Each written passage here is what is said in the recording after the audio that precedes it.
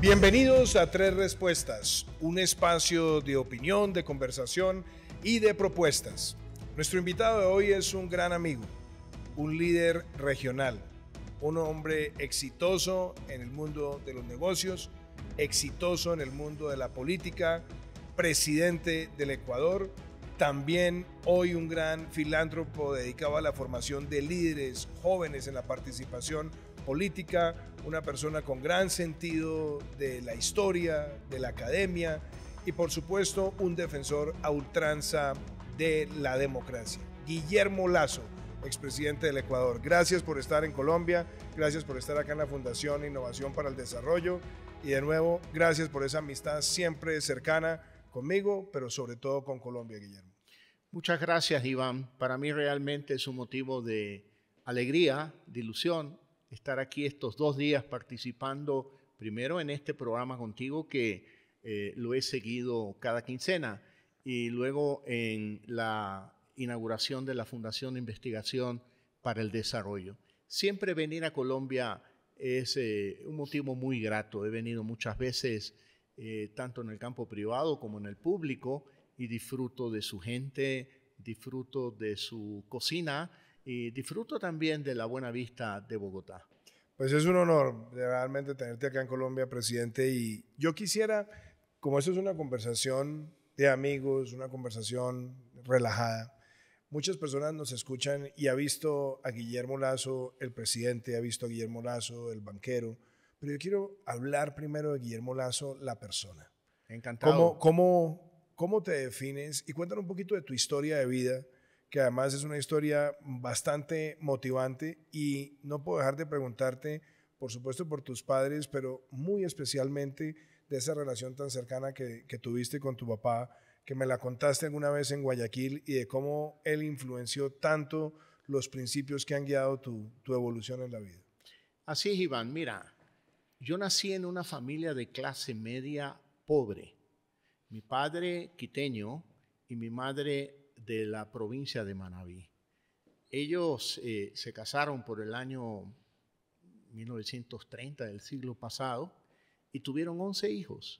Yo soy el número 11 de aquellos 11 hijos. Una familia de clase media, pobre, es alguien cuyo padre trabaja en el sector público la mayor parte de su vida y con su sueldo fijo tener que sostener a una familia de 13 miembros. No es fácil. Cuando mi padre cumplió 70 años de edad, en el siglo pasado 70 años ya era una edad realmente muy respetable de una persona muy mayor, se jubila. Y cuando seguramente en Colombia pasa algo similar, cuando te jubilas los ingresos bajan, no es que suben, ni los mantienes. Y claro, la decisión de mis padres era cambiarnos del colegio donde estábamos los 3 menores. Yo estaba en el colegio San José La Salle de los Hermanos Cristianos y no me quería cambiar de colegio a un colegio público. Y decidí a los 15 años conseguir un empleo. Y lo logré, lo conseguí. Claro, obviamente un chico de 15 años necesita el apoyo para poder conseguir un empleo que era el menos importante de todos en la Bolsa de Valores de Guayaquil. Estudiaba en las mañanas, en las tardes trabajaba, de noche hacía las tareas y durante esos años que fueron el 4º, 5º, 6º de secundaria, saqué las mejores notas. Era un gran estudiante, nunca perdí un punto. Por eso cuando hablo con los jóvenes les digo, miren, mientras más tienes que hacer, más te alcanza el tiempo. Cuando tú quieres ahorrar tareas porque quieres tiempo disponible, el tiempo no te alcanza. Y esa es una máxima que le he aplicado en el sector privado, también en el sector público, claro, y la aplico hoy. Y seguramente tú coincides conmigo porque tu vida ha sido una vida realmente ejemplar. Muchas gracias, Guillermo. Pero estabas contándonos de ese primer empleo, esa es Bolsa de Valores. Y hay algo que también ha sido un sello en tu forma de progresar en el mundo empresarial. Aprender el valor del dinero, claro, aprender a multiplicar el dinero, saber invertir y sobre todo no despilfarrar y no dejarse llevar por la tentación de la ostentación De a la acuerdo. cual muchas personas están expuestas.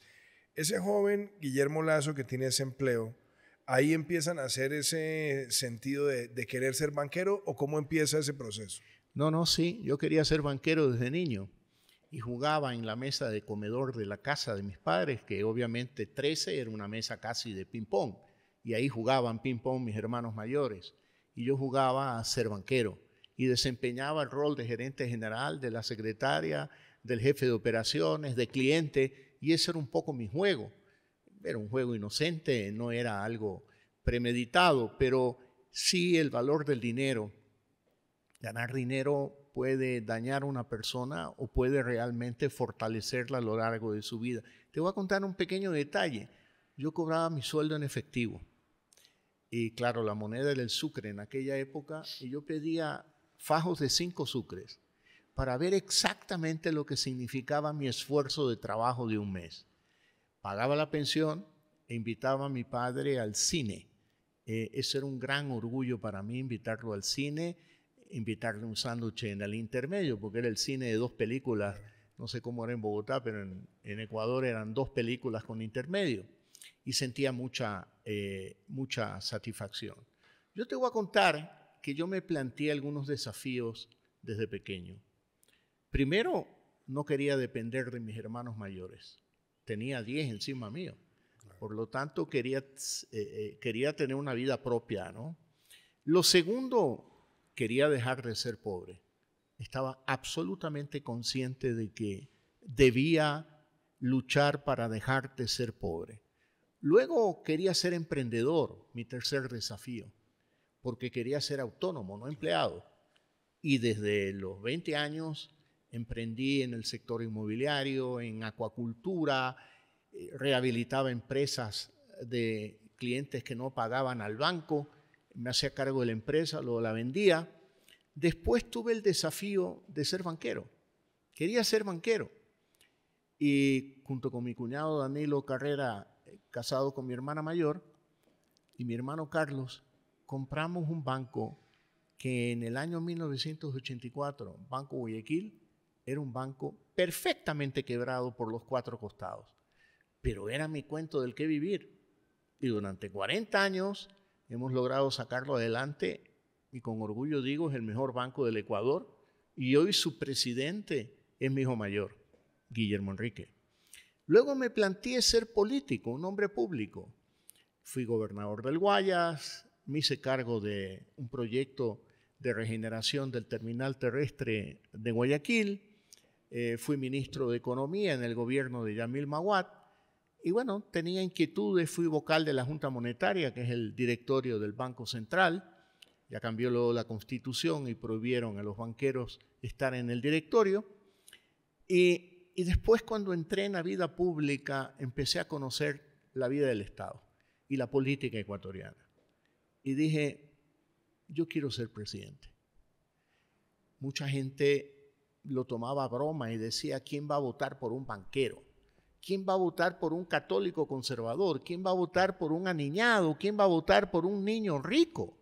Y eso lo decían los que escribían en los periódicos, los editorialistas, empresarios, los propios banqueros y hasta el obispo de Guayaquil. Pero bueno, mi vida ha sido un permanente luchar contra el destino. Y fui candidato en el 2012, saqué una muy buena votación, 23% para ser la primera vez. Insistí en el 2017, me hicieron fraude, esa es la verdad, y en el 2021 gané. Y te voy a contar algo, y que todos nos escuchen. La primera llamada que yo recibí de un presidente en funciones para felicitarme fue la tuya. Así es. Fue la tuya, y sentí en ese instante que cambió el modo de la relación porque yo te conocía, vine a tu debate, estuve en tu transmisión de mando, pero esa llamada hizo un cambio. Te sentí como un amigo. Y así ha sido. Así ha sido todo el tiempo. Y fue Colombia, fuiste tú el primer presidente que me invitó a visitar como presidente electo. Como presidente electo. Y la verdad que recuerdo con mucha emoción esa recepción, ese almuerzo, donde empezamos realmente a conocernos y a acercarnos. Y te digo con sinceridad, cuando tenía problemas, tú recordarás que te llamaba. Te pedía opinión. Y tu opinión para mí es muy valiosa. Muy valiosa. Muchas gracias. Y una decisión, que recuerdo que te llamé por febrero del 22, yo no cumplía ni un año de gobierno, y te digo, Iván, ¿qué opinarías si decido disolver la Asamblea Nacional, que es un acto constitucional en el Ecuador? Claro. No es violar la Constitución. Y tú me dijiste, ¿y para qué? Ya ganaste. Lleva adelante tu programa de gobierno y no te expongas. Recuerdas que esa conversación telefónica y dije, sí, tienes razón, Iván. Y no lo hice, no lo hice. Yo estaba en Cartagena, me acuerdo perfectamente. Lo hice ya después, en el año 23, cuando yo tuve una oposición feroz del correísmo y feroz de Jaime Nebot. ¿Por qué? Porque no quise pactar con ellos. El uno me pedía impunidad hasta una comisión de la verdad para que llegue Correa al Ecuador y indultarlo de todos los delitos que ha cometido él y su gente. Y los otros querían corrupción, un pedazo del Estado. Y yo no estaba dispuesto a hacer ninguna de las dos cosas. Y claro, como no lo hice, al día 101 de gobierno, un día sábado, primero habló Correa, después Nebot y después Issa, el dirigente indígena, con exactamente el mismo discurso. Exactamente. Lazo ya vacunó, pero ese es lo único que hará, no hará más. Y esa es la narrativa que ellos mantuvieron todo el tiempo. Yo me defino, Iván, más que como político, yo soy un gestor. Y me gusta promover cambios. Y el Ecuador requería un cambio institucional. Y yo no quería entrar a un gobierno donde iba a tener dos jefes que me pedían que haga lo que yo no quería hacer y lo que no le convenía al pueblo ecuatoriano. Así que bueno. Yo creo que esa historia, como la has narrado, Guillermo, es muy interesante porque también me recuerda muchas conversaciones que tuve con un amigo muy querido por nosotros dos, que era Sebastián Piñera. También un hombre que hizo una carrera en la banca, una carrera como emprendedor muy exitosa, y después decide entrar a la política. Y sabemos que la política es un deporte de contacto, de sufrimiento, de golpes, pero también de una satisfacción que pasa por encima de cualquier circunstancia adversa o negativa. Y Sebastián decía algo muy especial, decía, mire, yo he sido muy exitoso en el tema empresarial, pero la verdadera realización la he sentido en el servicio público. Y yo sé que tal cual es contigo. Entonces yo quiero hacer también una pregunta porque hay que reconocerte, no solamente la entereza y la valentía, sino también la actitud que tuviste siempre democrática para enfrentar esa embestida. Yo sé lo que fue esa embestida. La viví muy de cerca y tuviste 900 días de gobierno donde enfrentaste una pandemia, vacunaste el país, hiciste un programa de nutrición muy importante, un aumento real del salario mínimo que era histórico en su momento en el Ecuador, estímulo a las pequeñas y medianas empresas, abrir el Ecuador al mundo, intentaste el Tratado de Libre Comercio con los Estados Unidos, abriste la relación comercial con China de manera dinámica, integraste mucho más las economías con otros países de la región. Gracias, Iván. Es decir, hubo muchos resultados. Entonces mi pregunta es, ¿cuál es la satisfacción más grande de esos 900 días? Y yo estoy seguro que las satisfacciones están por encima de cualquier adversidad, pero también quiero unir esa pregunta de la satisfacción con la satisfacción de no haberte dejado presionar por ninguno de esos dos jefes políticos y decirles, primero está la dignidad del Ecuador y la mía, antes que caer prisionero de ustedes. De acuerdo, Iván, tú has recordado un gran amigo, un gran demócrata latinoamericano, brillante empresario y fue un gran político y logró la reelección en Chile, Sebastián Piñera. Realmente fue lamentable perder a Sebastián. Como tú lo sabes, impulsó la iniciativa de Libertad y Democracia, que hoy tú la lideras en el grupo de expresidentes de Latinoamérica. Yo también coincido con él. Yo sentí, digamos, tú lo viviste cuando está sentado uno en el sillón presidencial, tiene enfrente un escritorio, unas sillas donde van los ministros, te dejan los problemas y tú te das vuelta y tienes una pared atrás. Tú tienes que tomar la decisión. Mucha adrenalina, mucho estrés. Yo disfruté hasta de los peores momentos. Lo disfruté. Yo no soy de aquellos presidentes que decían, ¿cuándo termina esto? Ya estoy cansado, ya me quiero ir. Yo, ¿para qué? No. Sí, esa adrenalina es motivante. Yo disfruté cada uno de los 900 días y disfruté mucho el saber el impacto positivo que yo causaba en las madres de familia a las que a nombre del Estado ecuatoriano les entregaba 10.000 viviendas gratuitas, con parques, con un pequeño centro comercial, cerca de una escuela. Yo disfruté mucho el programa de lucha contra la desnutrición crónica. En la historia de la República del Ecuador, ningún gobierno había tomado el tema. Mi gobierno fue el primero y desde el primer día. Salvamos a 20.000 niños y logramos que el indicador baje del 21 al 19, perdón, del 26% al 21%. Realmente fue un éxito con el apoyo de los organismos multilaterales, especialmente de la ONU.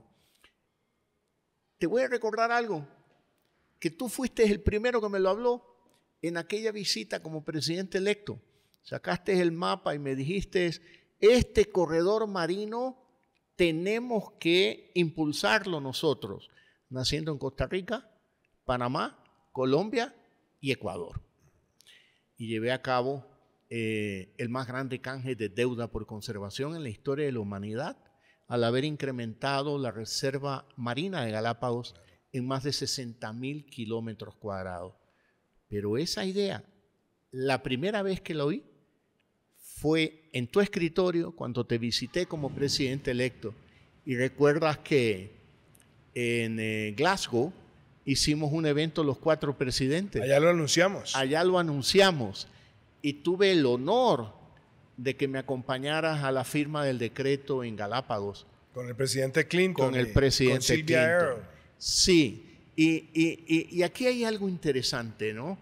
Ecuador y Colombia son países hermanos, sin duda alguna. Ahí con Perú también y toda Latinoamérica. Gracias a Dios no existen ya conflictos limítrofes de Ecuador con el Perú ni con ningún país de Latinoamérica, porque somos vecinos en aguas marinas con Costa Rica.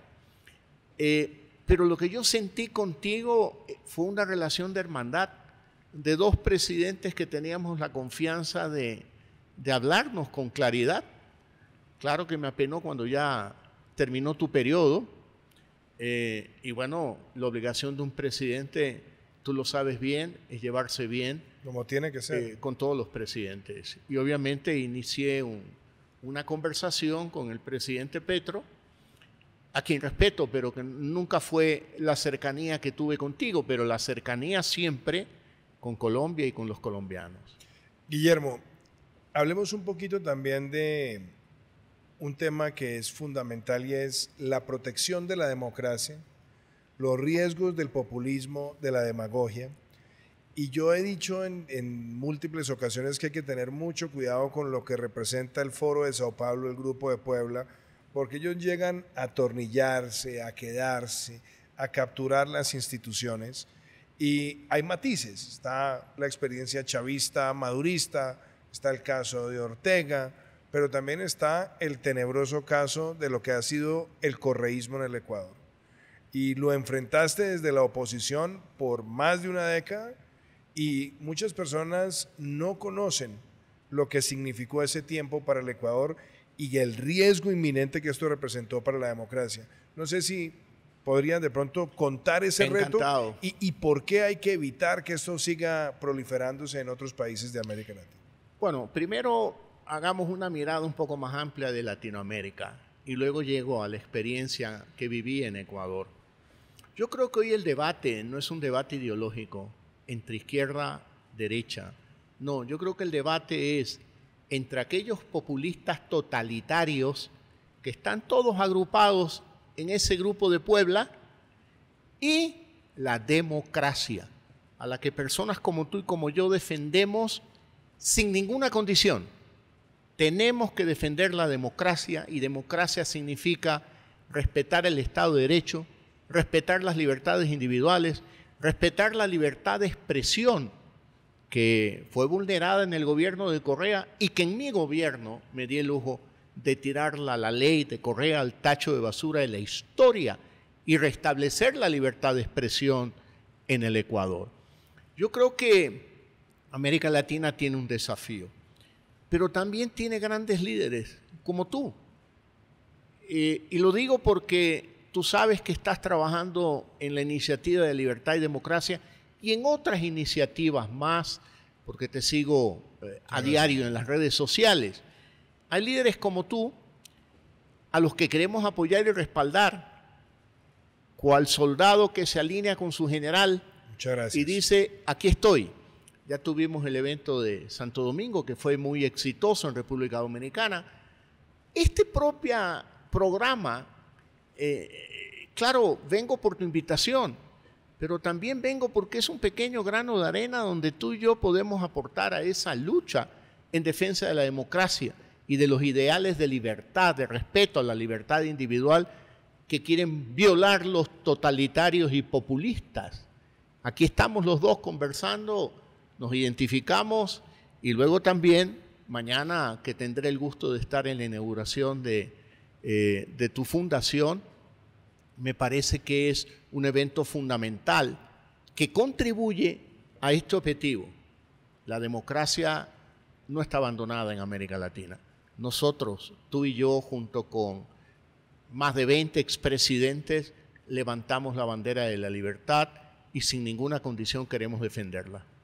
¿Cuál crees que debe ser el antídoto perfecto para luchar hoy contra la combinación de 3 enfermedades que promueve ese grupo de Puebla? Uno, desinformar, buscar la ruptura social a través de la lucha de clases, y algo a veces que pasa imperceptible para muchos, las alianzas que tienen muchos dentro de ese grupo con la criminalidad, que nos tocó inclusive vivirla cuando ellos orquestaban motines en algunas de las cárceles del Ecuador, han sido permisivos con el negocio del narcotráfico y han dejado enquistar el narcotráfico en muchos frentes de la sociedad. En el Ecuador hay 2 procesos judiciales. El uno se llama metástasis, donde están las pruebas de la vinculación del correísmo con los grupos delincuenciales organizados. Y el otro se llama purga, donde se ve al Partido Social Cristiano de Nebot cooptando el control de la justicia en la costa, en la provincia del Guayas. Están judicializados, ya no es una especulación política, es una realidad jurídica. Y ahí está la prueba de que ellos le abrieron las puertas a los representantes de los grupos delincuenciales organizados, lo cual es muy peligroso, porque claro, ¿qué ha pasado en el Ecuador? El Ecuador era un país cuyo territorio era utilizado para el tráfico de droga hacia Estados Unidos y hacia Europa, lo cual continúa, pero desde el 2007, 2006, se le facilitó la creación de grupos delincuenciales organizados vendiendo droga dentro de Ecuador, consumiendo droga y dañando la vida de los jóvenes ecuatorianos. ¿Y por qué hay violencia en el Ecuador hoy? Porque pugnan por el control de las calles, de los parques, y las muertes violentas, el 90% de las muertes violentas provienen de la lucha por espacios entre grupos delincuenciales organizados. Ese es un gran desafío que tiene América Latina. Lo sufre México, lo sufrió Colombia con más intensidad en la década de los 80 del siglo pasado, lo sufre el Perú también, lo está sufriendo Chile, lo cual llama mucho la atención porque la democracia chilena era realmente un ejemplo para América Latina hasta el levantamiento, yo diría, del metro de Chile. en octubre del 2019. Entonces, ¿qué debemos hacer? Unirnos como países, homologar las leyes de lucha contra la delincuencia y contra las drogas, homologarlas, unir los servicios de inteligencia de todos los países de América Latina y luchar. Yo no estoy de acuerdo con aquel no balazo sino abrazo, porque eso significa convivir con el mal. Consentir. Exactamente. En mi gobierno, Iván, yo incauté 580 toneladas de droga, que equivale a todo lo incautado desde el gobierno de Correa hasta de Lenín Moreno, los dos primeros gobiernos antes del mío. 580 toneladas que más o menos en el mercado internacional tenían un valor de 22.000 a 23.000 millones de dólares. Y por supuesto que tengo que cuidarme porque le dimos un golpe donde más les dolía, en su bolsillo. Y yo me di cuenta claramente que cuando actuaba con severidad con las fuerzas del orden, reaccionaba al menos Correa. Y le ponía tweets y le decía, parece que le ha dolido el bolsillo a usted. Y se desesperaba, ¿no? Se desesperaba. Pero ahora, para defender la democracia, Iván, hay que trabajar con los jóvenes. Hay que hablar con los jóvenes. Yo te voy a contar una pequeña creación mía que se llama la pizza democrática. Los invito a los jóvenes entre 16 a 25 años a conversar conmigo sobre democracia mientras comen una pizza o toman una gaseosa junto conmigo. Y ahí yo tengo la buena noticia, Iván, de que los jóvenes valoran a la democracia y están conscientes de quiénes son los malos políticos en Latinoamérica. Por lo tanto, no estamos arando en el mar. Y yo estoy seguro que tú desde Libertad y Democracia vas a tomar iniciativas muy importantes para poder defender la democracia. Yo decía, digo en el Ecuador, cada vez que hay algunos problemas de la democracia y vienen las tentaciones totalitarias y populistas, y yo digo no, los problemas de la democracia se arreglan con más democracia. No podemos dar espacio a los pensamientos totalitarios ni a los pensamientos populistas que al final del día son un engaño para el pueblo porque prometen en 24 horas lo que no se puede resolver en 24 horas. Hay un tema que a mí siempre me ha llamado la atención y es el papel de los empresarios en la política. Muchos empresarios dicen, yo no me meto en política, pero la política sí se mete con ellos. Y hay muchos empresarios que se acomodan, que su primera determinación es ir y acomodarse para no generar ningún disgusto con el poder. Pero hay una elección de vida tuya de hacer el tránsito de empresario a la política, de liderar una causa, de enfrentar múltiples elecciones, de ganar, de gobernar. Pero yo creo que estos casos como el tuyo, casos como el de Sebastián Piñera, o como Luis Abinader también en República Dominicana, Mauricio Macri, que han sido muy exitosos en el mundo de los negocios y han entrado a la política, siguen siendo casos casi que se pueden contar con los dedos de las dos manos. Entonces, mi pregunta es, ¿qué se requiere hoy por parte de los empresarios para tener una actitud mucho más determinada en la acción política, Guillermo? Enmarquemos la respuesta.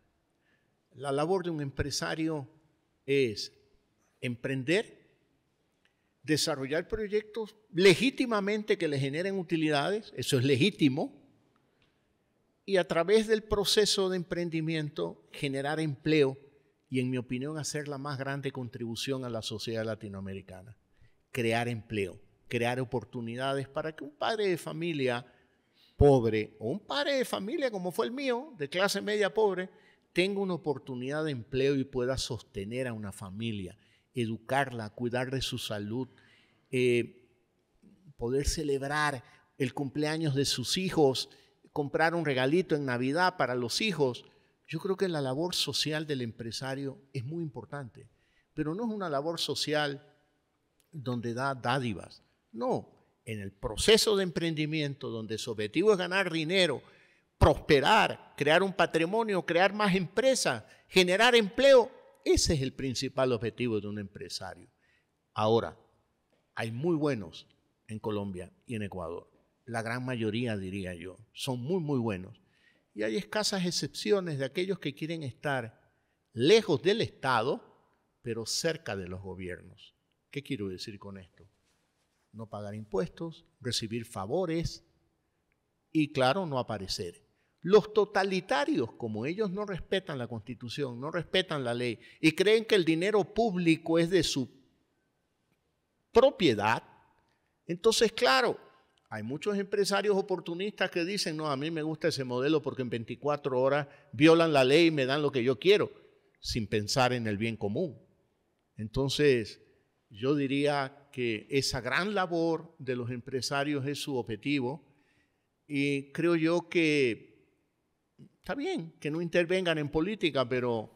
Pero ahí quiero hacer también una pregunta. ¿Qué crees que hace falta para hacer una buena defensa del capitalismo consciente en América Latina? Porque quienes hemos defendido la economía de mercado muchas veces nos hemos tenido que enfrentar a serias batallas ideológicas y bienvenidas, pero a veces pareciera que hay una actitud vergonzante cuando se trata de defender la economía de libre mercado. ¿Qué podemos hacer para que se rompa ese temor que muchas veces termina siendo el que le permite a los totalitarios y a los abusivos del poder capitalizar sus aspiraciones? Hay que hablar con la claridad con la que tú acabas de hablar, defendiendo el capitalismo. Pero mira tú mi caso. Nací en el seno de una familia de clase media pobre, el número 11 de 11 hermanos. Yo le compré los derechos hereditarios de la pequeñita casa de mi padre y mi madre en un barrio de clase media construido por el gobierno de la época. Y claro, yo he podido prosperar. Mis hijos viven muy bien, mi esposa vive muy bien. Yo no fui a la universidad, pero mis 5 hijos han ido a las mejores universidades del mundo. Y eso a mí me llena de satisfacción. Claro. Dejamos de ser pobres. A mí me va muy bien económicamente, muy, muy bien. He pagado todos los impuestos. Soy una persona que le pronosticaron que iba a fracasar en la vida por entrar en política. Yo no he fracasado. No he fracasado, he educado muy bien a mis hijos. Están trabajando ellos en los emprendimientos ahora. Yo estoy dedicado ahora como expresidente a la filantropía en la lucha contra la desnutrición crónica infantil. Y te digo, mientras me preguntabas, sentí ese sabor de atracción, pasar del sector privado al sector público y luchar en las calles, porque yo combatía a correr en las calles, luchando contra la reelección indefinida, que es uno de los propósitos de ellos, de los totalitarios, quedarse en el poder eternamente. Y lo disfruté más que la empresa. ¿Por qué?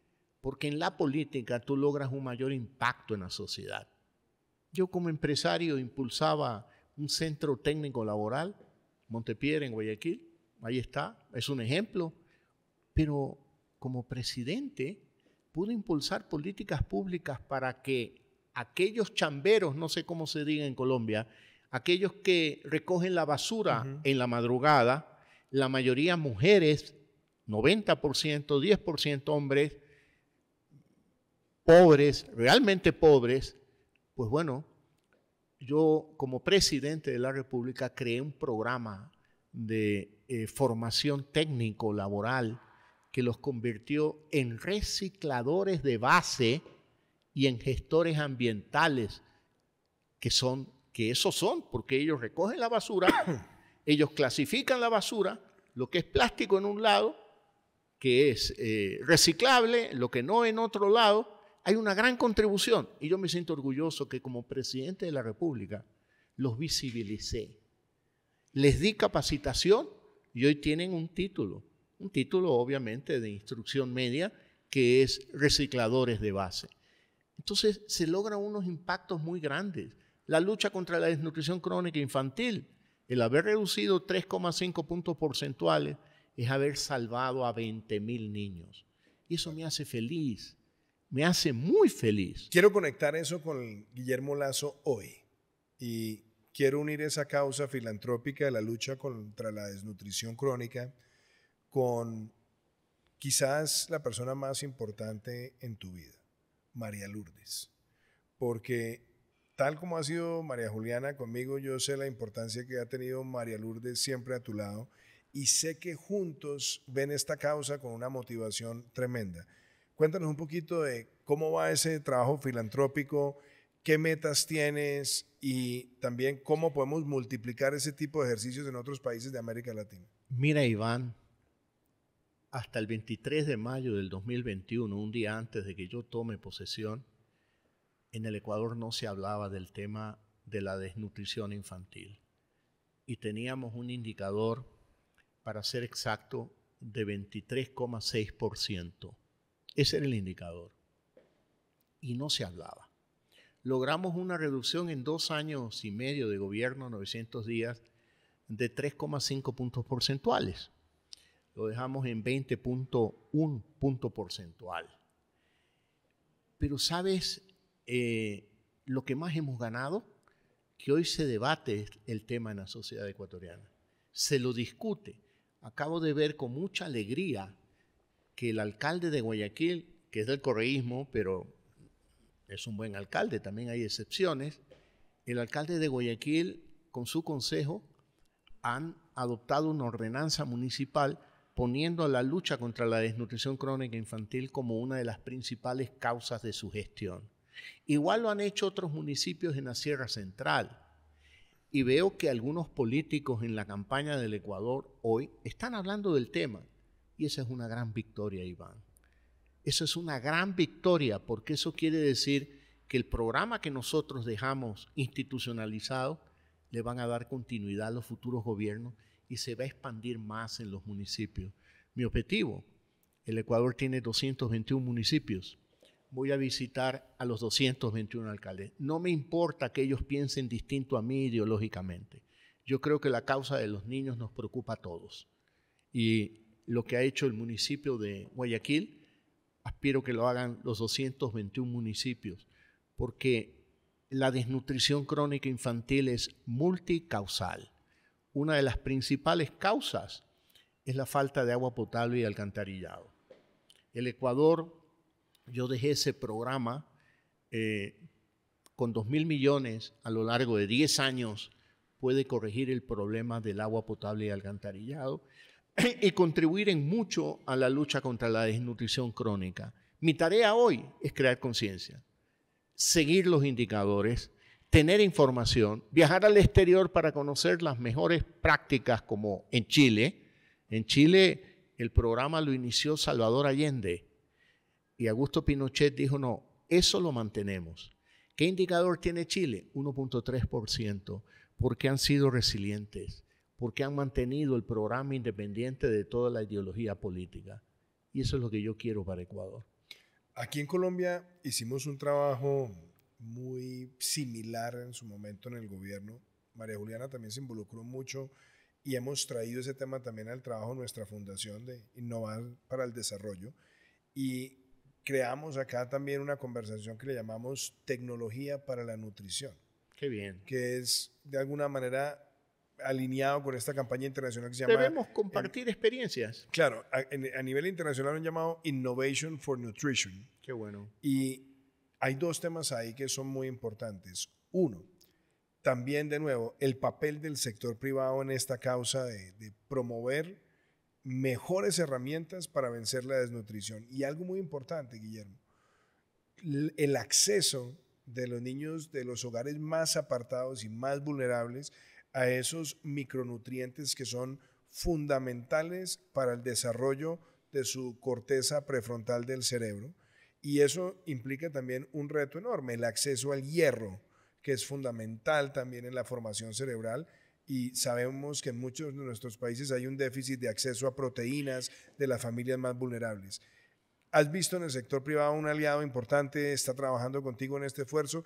Y si lo ves como una idea de proyección, ¿a dónde se puede invitar al sector privado a participar aquí? Yo tengo que reconocer algo, que en campaña, antes de ganar las elecciones, fueron 3 empresarios ecuatorianos, Andy Wright, Luis Baker e Isabel Novoa, los que me convocaron a una reunión para expresarme su preocupación sobre los indicadores de desnutrición crónica infantil en el Ecuador. Y ellos me sembraron la inquietud y me comprometí con ellos que desde el primer día lo iniciaría el programa. Lo cumplí. Pero tengo que reconocer, para poner en contexto y decir, el sector privado también apoya cuando hay gente desinteresada que quiere hacer el bien a los demás. Eso funcionó. Ahora, dije, la desnutrición crónica infantil es multicausa. Agua potable, alcantarillado, pero también hay problemas culturales. ¿Por qué? Porque en esos sitios apartados, donde hay comunidades muy pobres, uno va a un supermercado formal, compra y tiene la funda con el sello del supermercado maravilloso de Ecuador, de mi comisariato de Supermax. Entonces el vecino dice, no, yo que ando a mí quiero comprar allá. Cuando tienen en el campo todos los productos necesarios para una buena alimentación de los niños, pero culturalmente dicen, no, yo no recojo esto del campo, yo voy a comprar en un supermercado. Y hay que trabajar también en esas causas, en esas motivaciones equivocadas, culturales. Así que yo creo que podemos compartir experiencias. Y hay algo que quiero traer a colación, volviendo a la política, Iván, y es lo siguiente. Estos populistas y totalitarios nos quieren decir que ellos sí tienen programas sociales, que a ellos les preocupan los niños, los pobres, las mujeres, las causas del feminismo. Y eso no es verdad. Personas como tú y como yo, humanistas en esencia, nos preocupan también las causas sociales. Correa, por ejemplo, en 10 años no hizo nada en cuanto a la lucha contra la desnutrición crónica infantil. Correa en 10 años era un machista que insultaba a las mujeres en cada cadena sabatina. En mi gobierno yo creé el Ministerio de la Mujer y los Derechos Humanos y los programas de los centros Violeta, que son centros de acogida para las madres o las mujeres en situación de violencia. Solo un número, Iván. ¿Cuánto invirtió Correa en promedio en sus 10 años de gobierno, promedio anual, en educación, salud, empleo, en vivienda? 8.000 millones de dólares. ¿Sabes cuánto invirtió mi gobierno en 2 años y medio? 13.000 millones en promedio anual. Y el último año, 15.000 millones de dólares. ¿Qué te demuestra esto? Que no es verdad, pues, que el banquero tiene el ojo de cristal, el alma de hierro y no le importan los pobres. No, yo me defino como un liberal y humanista, como un liberal, humanista y demócrata, porque tú puedes llevar a cabo grandes proyectos sociales sin tocar la democracia como justificación para luchar contra la pobreza. Tú sabes que hay un cuento de Fernando Pessoa muy interesante que se llama El banquero anarquista, que yo se lo recomiendo a muchos amigos que han estado en la banca y que a veces les da la tentación de entrar a lo público. Y es un cuento bien interesante porque habla sobre esos objetivos, sobre el interés en lo social, en transformar las sociedades. Te lo voy a conseguir. Te agradezco. Pero como nos está cortando el tiempo, tengo que hacer una última pregunta. Claro, encantado. Y es, Guillermo, muchas personas quisieran saber cuáles son aquellas recomendaciones que Guillermo Lazo quisiera transmitir en materia de liderazgo a las nuevas generaciones. ¿Cuáles son esos principios que a ti te guían, si los pudieras enumerar? Y también, no puedo dejar de hacerle una ñapa a esto, ¿qué libro recomendarías? ¿O qué experiencia recomendarías para esos jóvenes que están escuchándonos hoy? Es una linda pregunta, Iván. He intentado siempre darle una respuesta a los jóvenes y la primera recomendación que yo les daría es: no tengas miedo. No tengas miedo. Si yo pude, y ya han conocido algo de mí, y lo logré, quienes están escuchando este programa, que probablemente tienen 18 años, 20, 21 años, que les da la ansiedad de que estaré estudiando lo correcto, después de la universidad conseguiré empleo, tendré una chica linda con quien casarme, tendré hijos, los podré sostener. yo les digo, no tengas miedo. Esas son ansiedades típicas de la edad. Tú no tengas miedo. Y si quieres participar en política, con mayor razón, no tengas miedo. Si tú ves una silla vacía, siéntate ahí, no tengas miedo. Y si ves que en la silla está sentada una persona incorrecta, con herramientas democráticas, electorales, democráticas, lucha para sacarlo a él y que te sientes tú. Primer ingrediente, no tengas miedo. No tengas miedo a fracasar. No es verdad que existe el molde del hombre exitoso y el molde del loser, del perdedor. Eso no es verdad. Hay un solo molde, el del ser humano, que se nutre de las experiencias positivas de la vida y muchas veces las negativas te enseñan y te fortalecen mucho más. No tengas miedo, que emprender y vivir implica tropezarte y caerte. Pero bueno, levántate, no te preocupes, que muchos nos hemos caído y nos hemos levantado para poder avanzar y recorrer algo, una experiencia maravillosa que es la vida, ¿no? Que es la vida, tener una buena esposa. No te contesté la pregunta de María Lourdes. Te quiero contar que a mí me sembraron la inquietud de ser candidato presidencial desde el 2006 y María Lourdes se opuso. Y yo dije, bueno, no es el momento. Y luego la convencí llevándola a recorrer junto conmigo el Ecuador e inoculándole el interés de la política de a poquito. Y finalmente se convirtió en el gran soporte de mi vida política. Y tiene además un gran sentido social. Sí, y un amor por la gente que es impresionante. Así es. Y si fuera por ella, quisiera que me presente nuevamente a futuras elecciones en el Ecuador. Es decir, pasó de oponerse ahora a ser la promotora. Pero bueno, en todo caso, a los jóvenes, un libro, yo no te diría que hay algo en particular, pero yo le quiero decir a los jóvenes algo. A los que nos escuchan en este instante y a los que no son tan jóvenes, que ya tienen 40 años, la historia de sus vidas es una historia que puede ser contada. No, mi vida no es una vida extraordinaria. Lo que yo hice es vivir extraordinariamente cada uno de los momentos de mi vida ordinaria. Y decir, así como yo aspiro a contar mis memorias, ya tengo algún libro donde me presenté contando el origen de mi vida, cualquiera de los que nos escucha tiene algo interesante que nos va a permitir aprender de esa vida y de esa experiencia. Presidente Guillermo Lasso, fascinante esta conversación. Gracias por estar en Colombia, gracias por acompañarnos en el primer foro anual de la Fundación Innovación para el Desarrollo y gracias por tu amistad. Es un honor tenerte en Tres Respuestas. Te agradezco mucho, Iván. Gracias, Guillermo.